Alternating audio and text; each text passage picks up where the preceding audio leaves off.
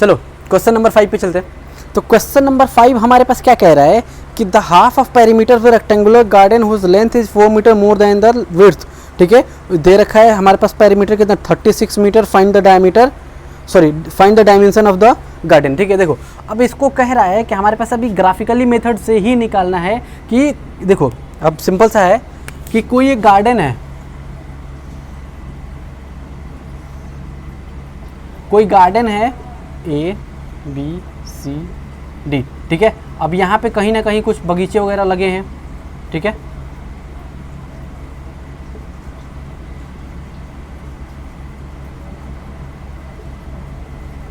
अब देखो ये गार्डन है। ठीक है, अब कह रहा है कि जो इसका पेरीमीटर है उसका हाफ हमको गिवन है। तो देखो हमको सबसे पहले ये पता होना चाहिए कि मान लो हमारे पास ये अगर लेंथ है L और ये हमारे पास विड्थ है B, तो हमने क्या करना है कि हमारे पास फॉर्मूला क्या होता है 2 इंटू L प्लस B क्या होता है, टोटल पेरीमीटर होता है ना, टोटल पेरीमीटर होता है। लेकिन अब इसमें हमारे पास क्वेश्चन में क्या कह रहा है, half of the perimeter of the rectangular park. ठीक है, तो हाफ मतलब इसका हाफ कर दो, मतलब 2 से 2 खत्म। तो मतलब जो हमारे पास अकॉर्डिंग टू द क्वेश्चन आएगा वो क्या आएगा, जो भी पेरीमीटर देगा वो हमारे पास कितना आएगा L प्लस B, और जो हमारे पास पेरीमीटर दिया है वो कितना दिया है 36। समझ में आया कुछ? ठीक है, तो इस बेसिस पे हम उसको लेकर चलेंगे। ठीक है, चलो आगे बढ़ते हैं। अब इसके तो इसको हम हटा रहे हैं, सिर्फ इसको समझाने के लिए लिए थे। ठीक है, अब हमारे पास क्या है, छोटा सा फिगर हम बना देंगे सिर्फ देखने के लिए कि हाँ कोई रेक्टेंगुलर हमारे पास पार्क है। ठीक है, ये है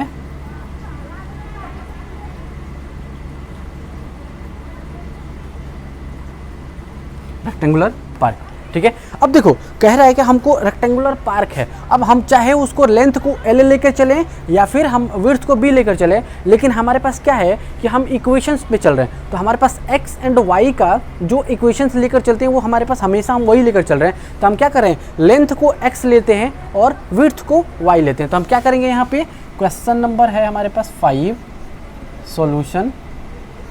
हम अब क्या करेंगे इसका, तो late the length of the rectangular park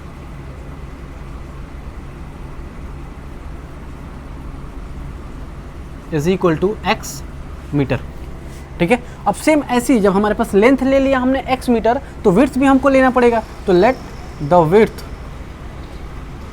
of the rectangular park is equal to y metre. अब इतना समझ में आ गया। अब हमसे कह रहा है कि देखो यहाँ से यहाँ तक हमारे पास क्या दिया है, x दे दिया।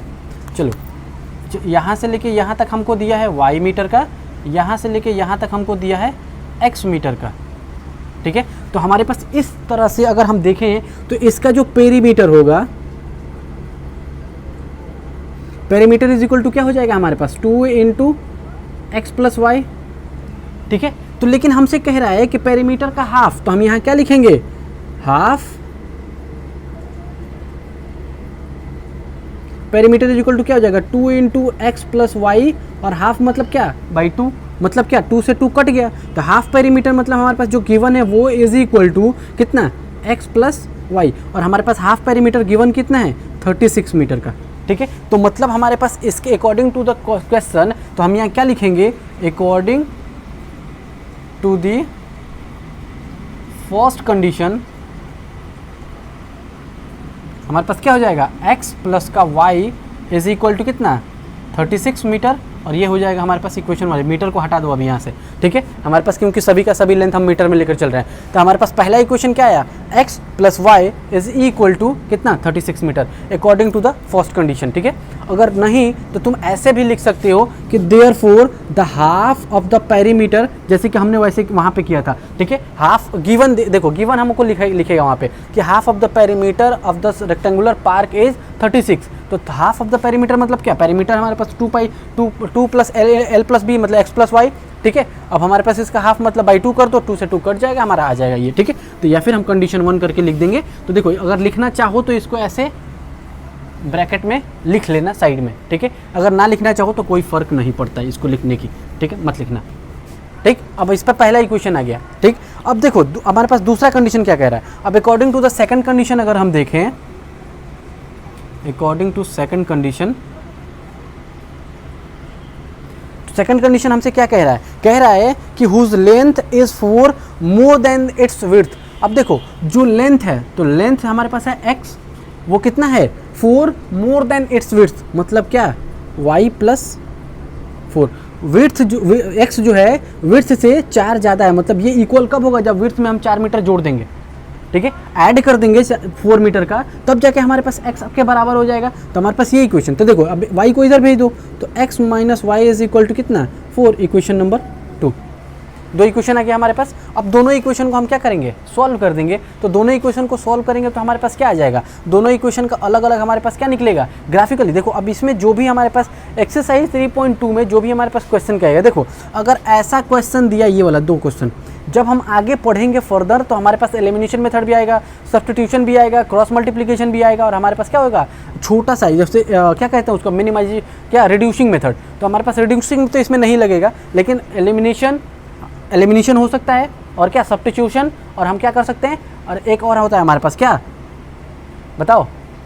चलो इसको आगे बढ़ते हैं, सोचते रहो तुम लोग। देखो अब इस पे देखो हमारे पास क्या x प्लस वाई इक्वल इतना आ गया। तो हमारे पास 2 इक्वेशन है, कोई भी इक्वेशन लगा के किसी भी तरह से हम सॉल्व करेंगे, इक्वेशन सेम आएगा, आंसर सेम आएगा हमारे पास, ठीक है। लेकिन हमसे अब इक्वेशन क्या पढ़ रहे हैं, चैप्टर नंबर 2 पढ़ रहे हैं, मतलब क्या कर रहा हूँ, 1 minute.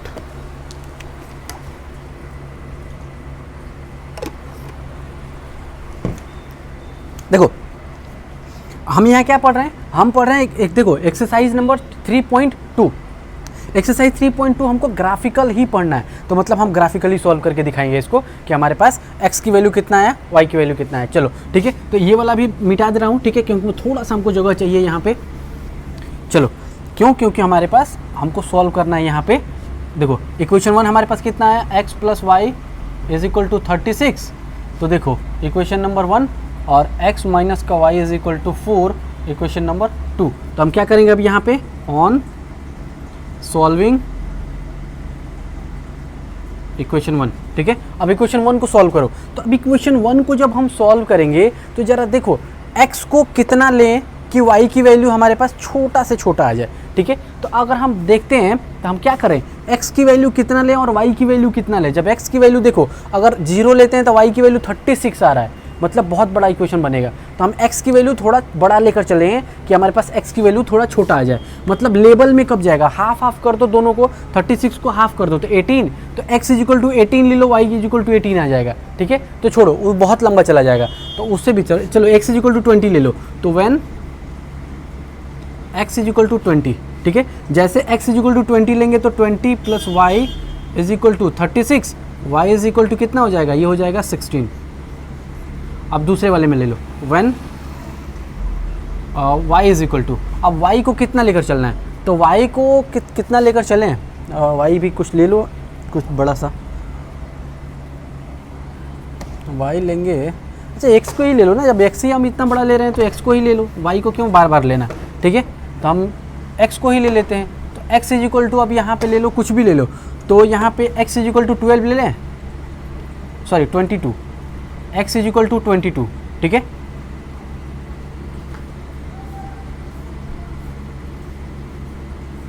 x is equal to 22 ले लो, अरे यार क्या लिख रहा हूँ, x इज इक्वल टू कितना ले रहा है हमको 22, ठीक है। तो जब x इज इक्वल टू 22 लेंगे तो वैल्यू रख दो अब यहाँ पे, देखो 20, तो यहाँ पे हो जाएगा 22 प्लस का y इज इक्वल टू 36, तो ये हो जाएगा हमारे पास y इज इक्वल टू 12 आएगा, हाँ 12 नहीं 14, y इज इक्वल टू आ जाएगा 14, ठीक है। y इज इक्वल टू हमारे पास आ गया कितना 14। अब चलो सेकंड वाले इक्वेशन को सॉल्व करो, ठीक है। तो हमारे पास पहले इसका कोऑर्डिनेट्स कितना है वो लिख लेते हैं। तो इसका जो कोऑर्डिनेट्स है वो क्या है, x y। अब x का कोऑर्डिनेट जब देखो x हमने 20 लिया था तो y कितना आया था 16, x इज इक्वल टू हमने 22 ले लिया तो y इज इक्वल टू कितना है हमारे पास 14, ठीक है। अब हम इक्वेशन 2 को सॉल्व करते हैं। तो इक्वेशन 2 को जब हम सॉल्व करेंगे तो हमारे पास क्या आएगा, तो ऑन सॉल्विंग इक्वेशन नंबर 2, ठीक है। अब इक्वेशन 2 को सॉल्व करो। तो when x is equal to 0 तो y इज इक्वल टू कितना आएगा, y is equal to minus का 4, ठीक है। और फिर उसके बाद हमारे पास क्या हो जाएगा, when y is equal to 0 x is equal to 4, ठीक है। तो इसका कोऑर्डिनेट्स कैसे निकल के आया, एक्स वाई, जब हम x को 0 लिए हैं तो y माइनस का 4 आया, जब y इज इक्वल टू 0 लिए हैं तो x इज इक्वल टू कितना आया, 4 आया। ठीक है, चलो और कुछ है? माइनस में लेकर चलना है क्या? y को माइनस y माइनस में ना लेकर चलो तो ज़्यादा बेटर है, तो y को माइनस में से हटा दें, क्योंकि देखो यहाँ पे y की वैल्यू काफ़ी बड़ी जाएगी, तो नीचे वाला जगह हम थोड़ा सा अपना चुरा लेंगे। तो नीचे वाला जगह बचाने के लिए हम क्या करते हैं, y को हटा देते हैं यहाँ से। तो x की वैल्यू कुछ पॉजिटिव लेकर आओ, तो x की वैल्यू हम कितना रखें कि पॉजिटिव वैल्यू आए? अगर यहाँ पे 4 रखेंगे तो 0 हो जाएगा, तो यहाँ पे 6 रख दो, तो x इज इक्वल टू 6, तो y इज इक्वल टू कितना आ जाएगा, 2। 6 इधर चला जाएगा तो माइनस माइनस कट जाएगा, तो ये हो जाएगा x 6 है तो y की वैल्यू 2 है। ठीक है, क्योंकि हमारे पास क्या हमने चुरा लिया ना, थोड़ा सा जगह चुरा लिया यहाँ पे। ठीक है, अब चलो इसको मिटा रहा हूँ। ठीक है, अब इसको जब मिटाऊंगा तो हमारे पास क्या हो जाएगा, जगह बच जाएगा। जगह बच जाएगा तो हम ग्राफ प्लॉट कर लेंगे। तो हमारे पास कोई भी वैल्यू माइनस में नहीं है ना, तो जब माइनस में नहीं है तो हम क्या करेंगे, थोड़ा सा कंजूसी कर लेंगे। ठीक है, अब देखो x की हाईएस्ट वैल्यू कितनी है, 22। मतलब देखो अब 22, x की हाईएस्ट वैल्यू कितनी है, 22। तो अब जरा देखो यहाँ से यहाँ तक 22 टाइम्स अटेगा क्या, नहीं आएगा, मतलब यहाँ पे एडजस्ट नहीं हो पाएगा। तो हम क्या करेंगे, स्केलिंग ले लेंगे। तो स्केल हम क्या कर देंगे, स्केल, चलो यहाँ पे ना थोड़ा सा जगह हमको चाहिए क्योंकि ऊपर तक जाएगा, तो यहाँ स्केल लेते हैं। स्केल देखो तुम लोग स्केल लेना भूलना नहीं है। स्केल हमारे पास क्या हो जाएगा, 1 सेंटीमीटर इज इक्वल टू कितना, 2 यूनिट का ले लो। 1 centimetre is equal to 2 unit. ठीक है, तो हमारे पास जो ये वाला आएगा वो कितना आएगा, 1 2 3 4 5 6 7 8 9 10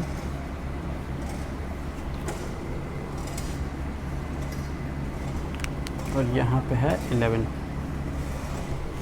1 5 6 7 8 9 10 11। इसकी नंबरिंग कर दो, 1 2 3 4 5 6। अब देखो 16 है ना। अच्छा हमको 2-2 का लेना है ना, ये 1-1 का कहाँ से आ गया, ये कम वक्त आज क्या हो रहा है। जब कभी ना ज़्यादा कुछ काम करो ना तो दिमाग उल्टा सीधा चलने लगता है। किसी दिन ज़्यादा क्लास ले लो तो ज़्यादा दिमाग उल्टा चलने लगता है। ठीक है, देखो अब 2 4 8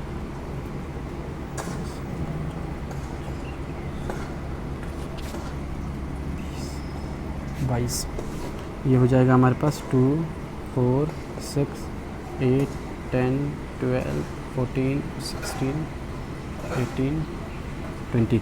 अब देखो माइनस में कुछ भी नहीं है, हमारा सबका सब प्लस में है। ठीक है, अब चलते हैं आगे बढ़ते हैं। ठीक है, सिंपल सा।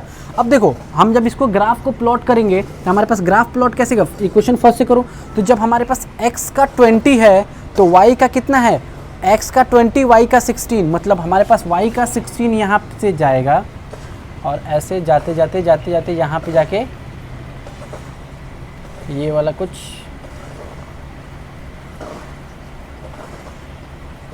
यहाँ पे आ गया। ठीक है, ये जो 20 है हमारा यहाँ पे आ गया। ओके, पहला जो इक्वेशन है हमारे पास जो पॉइंट आया वो यहाँ पे आया। ठीक, अब दूसरा देखो जरा कहाँ पे आ रहा है। जब हमने y को x को 22 लिया तो y की वैल्यू कितना आया हमारे पास, y की वैल्यू हमारे पास आया 14। मतलब ये है कि अब हमको जगह चाहिए और भी ज़्यादा, तो हम क्या करेंगे, ऊपर वाले को भी थोड़ा सा हम हटा देंगे यहाँ से। पहले आप लोग ना वीडियो को पहले ही पॉज करके लिख लेना। ठीक है, क्योंकि हमको थोड़ा जगह चाहिए तो हम इन सबको भाई साहब लोगों को हम हटा रहे हैं।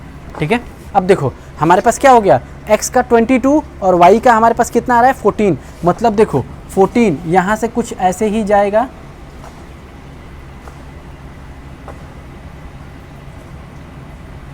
और कुछ यहाँ तक आएगा। ठीक है, अब भाई साहब को और जगह चाहिए, भाई एकदम फैले पड़े हैं पूरे बोर्ड पे।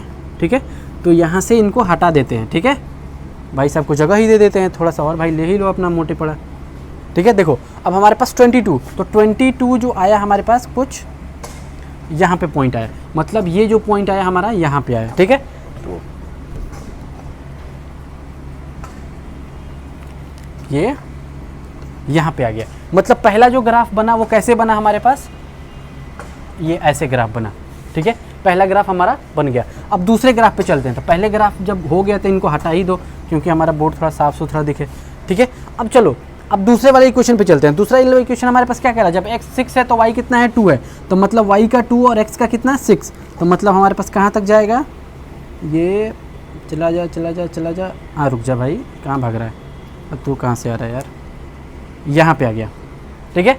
अब चलो सेकंड वाले पे चलते हैं, इसके सेकंड पार्ट पे। तो हमारे पास जब x की वैल्यू 4 है तो y का 0 है, मतलब x का 4 और y का 0, x का 4 और y का 0 यहाँ पे है, ठीक है।